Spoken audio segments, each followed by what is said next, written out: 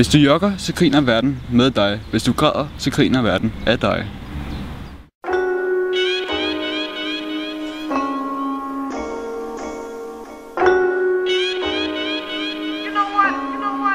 Altså, jeg jogger jo dagligt, og det har jeg gjort i en uges tid.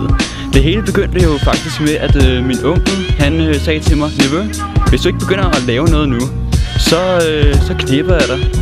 Og jeg troede jo i starten, at det jo var noget, han siger. Han er jo en dagtyv. Men det viser så her i går, at sådan noget, der joker han ikke med. Så jeg begyndte simpelthen at jogge. Mange folk de sådan spørger mig, hvorfor har jeg det her på? Hvad det betyder overhovedet noget, ikke? Og for det første, så er min onkel, der har givet mig det, ikke? Så jeg tør ligesom ikke andet end at have det på. For det andet, så er det også vigtigt at have lidt iltning omkring skrotum, når det er, man løber. Fordi at det, der simpelthen kan ske, er, at der kan komme sved nede i nosserne simpelthen. Og det kan simpelthen gøre, at gnidningskraften bliver større mellem benene. Så jeg har ikke rigtig noget andet valg end at gøre det. Og så har jeg heller ikke lyst til at blive voldtaget af min onkel igen.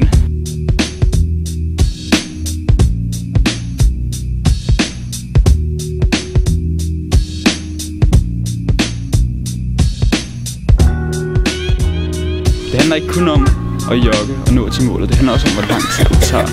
Det handler om at nyde hvert sekund. Og det handler om at virkelig indånde de ting, man oplever. Jeg tror, der er ikke så mange, der sådan ved, hvor fantastisk det egentlig er. De kører i deres biler, og de ved ikke rigtig noget om, hvordan det er at bruge hele kroppen. For eksempel, jeg fik engang en skade, ikke? Det var, hvor jeg faldt, og så mistede en tand. Det gjorde, at jeg kunne jogge et år. Det var det sværeste år i mit liv. Det gjorde simpelthen, at jeg mistede min balanceevne fuldstændig. Ind i bilen! Men drømmen om at jogge, jeg tror bare, jeg vil jogge til den dag, jeg dør. Eller den dag, jeg bliver voldtaget. Men det har noget at gøre med, at det er blevet en livsstil for mig. Det er simpelthen bare den måde, at jeg vågner op på og simpelthen siger, nu skal jeg jogge. Så jeg jogger ud i køkkenet, tager noget mælk, jeg går på toilettet, jogger lidt på stedet, mens jeg kommer af med det værste. Og så ellers bare ud af døren og tjuhej, hvor det går.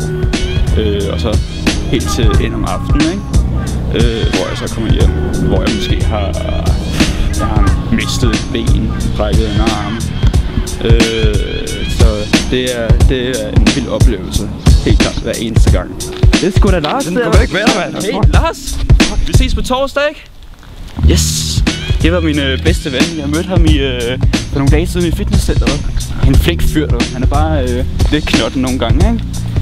Men ellers super flink fyr. Altså, jeg startede jo med at cykle, ikke? Men jeg kan ikke lide den der sadel, der ligesom presser op i skridtet.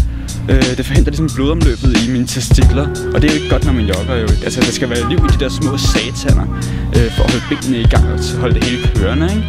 Så derfor begyndte jeg at jogge.